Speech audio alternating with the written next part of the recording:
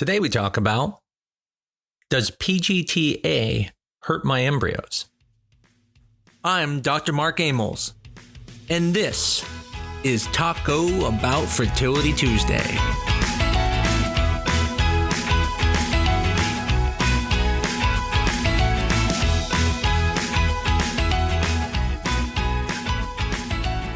This is a common question I get. Does PGT hurt my embryos? Now first, let's define what PGT is. That's pre-genetic testing, which essentially means taking an embryo biopsy. Now, from a layman's standpoint, I can absolutely see how someone would think it would hurt the embryos. I mean, you're taking cells away from the embryo. If someone went and took your arm off, clearly that hurts your arm and hurts your body. But the question really comes up is, does the biopsy actually hurt the embryo? And the simple answer is no, it does not hurt the embryo.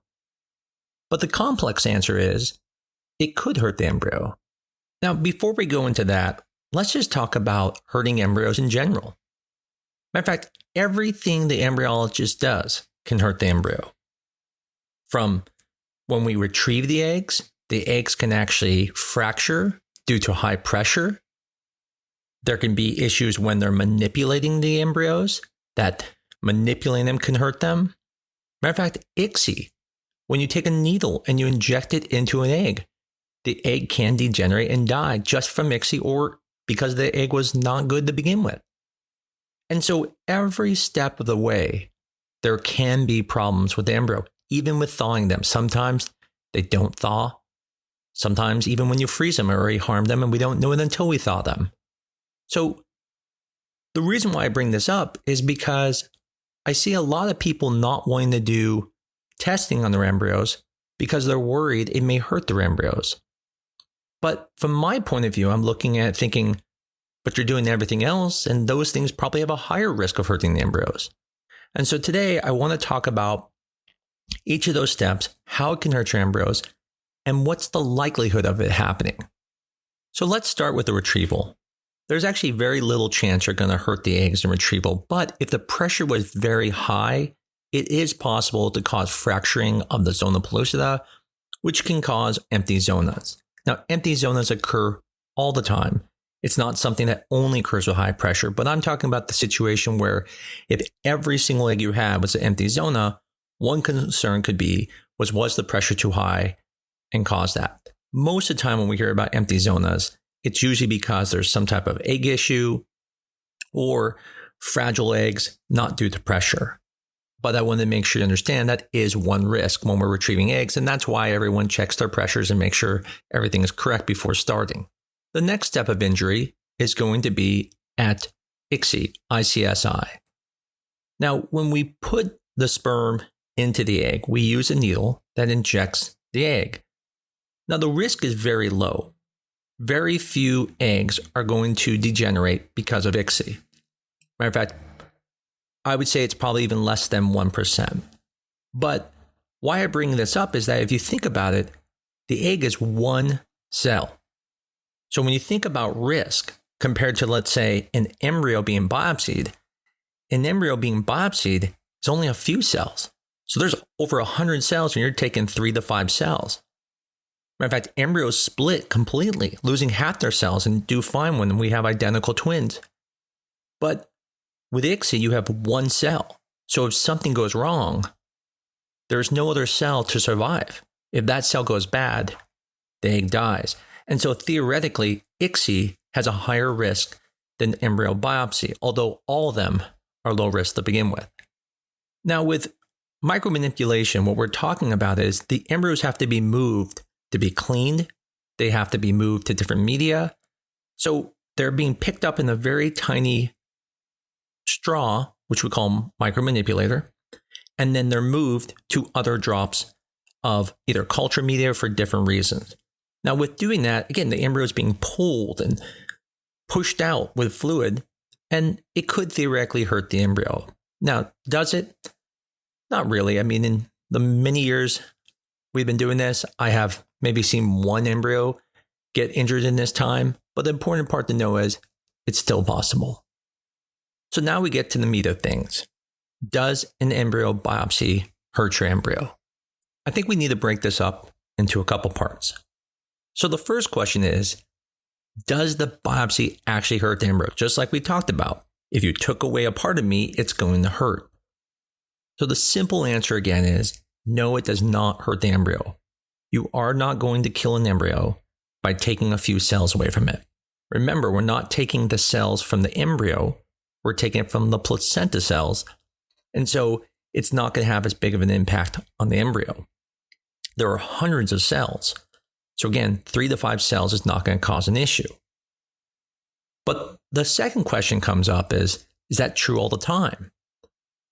And that really comes down to selection of the embryo and your embryologist. So not every embryo should be biopsied. There are some embryos that are so poor quality, they have so few cells on the trophectoderm, which is the part that we talked about, the placenta, that if you biopsy it, you're not just taking 3 to 5 cells of 100 cells. Now you're taking 3 to 5 cells of maybe fewer. And now that's a bigger portion, and that can hurt the embryo. And so they've actually done studies where they've looked at how big of a biopsy can you take from each embryo and not hurt it. And as expected, embryos that are the highest quality in like the A group, you can take a lot of cells and the embryo still does fine, even above 10. Embryos in the kind of B group for most grading, you probably can get away with somewhere around 5 to 8. But then embryos in the very lowest quality, that C group, you really can't take more than 5 cells. And if you really get to the bottom of the C group, which at our clinic's a little bit different the way we do the grading, that would be like in a D, E, or F, you really can't take any cells, you probably will hurt the embryo. And so selection of the embryo is very important. Now, the next part is going to come down to your embryologist. So how you do the biopsy makes a difference. You kind of want to stay away from the embryo. And so most people will go on the opposite end to be able to get the cells from the trophectoderm. Sometimes it's not even possible to do that because when the embryo is hatching out, there may be cells for you to grab, but the embryo is there. So now you have to go and make another area where you have to go in the back of the embryo and take the cells. Now, there may be embryologists who feel more confident taking biopsies compared to other embryologists, and their ability to do it may be different. So someone who is seasoned and can do this very well, I've seen people take biopsies without even having to shoot the laser once to make the cells come off. They can just get the cells and with a little bit of pulling can get the cells to come off. I've seen other embryologists shoot the laser multiple times trying to get the cells to come off, which can eventually hurt the embryo. And I've seen that happen before. So how do you know a good embryologist from a bad embryologist? Honestly, it has to be history. And so if you have a clinic that never does biopsies, I probably wouldn't do biopsies there because they don't do it that often. But if you have a clinic who does them all the time, then their embryologists are probably very good at it. But like I said, although it sounds scary because you're taking a lot of cells, the chances of actually causing harm is extremely low. And that is pretty much true for everything we do in embryology. When it comes to retrieving the eggs, the chances of hurting the embryo are low. When it comes to ICSI, the chances are low. Even with biopsy, the chances are low. And even when it comes to thawing embryos, when we freeze and thaw embryos, as long as you're freezing good embryos, they usually will thaw without issues. I think it's reasonable to say that at any good clinic, there's probably less than a 1% chance that you're going to harm an embryo during the entire process. My main goal for this podcast was to help alleviate some of the fears. Again, I completely understand we are taking a piece of your embryo. It seems absolutely concerning, but in reality, it's actually not that harmful, and that the other things are probably more likely to have an issue than the biopsy. And all those things are less than 1%. Hopefully that will help you make that decision. If you were on the fence of doing testing and you were worried about hurting your embryo, at least now you can feel comfortable knowing it really doesn't. The same thing goes with a second biopsy. If your embryo is a nice, healthy embryo, it can get that second biopsy if something happened in the first one and you weren't able to get results. If it's a poor quality embryo, then you really don't want to re-biopsy it again. The other situation comes up are frozen embryos that you want to thaw and biopsy. There have been studies on this as well that show there really is no harm to thawing the embryo, biopsying it, and refreezing it.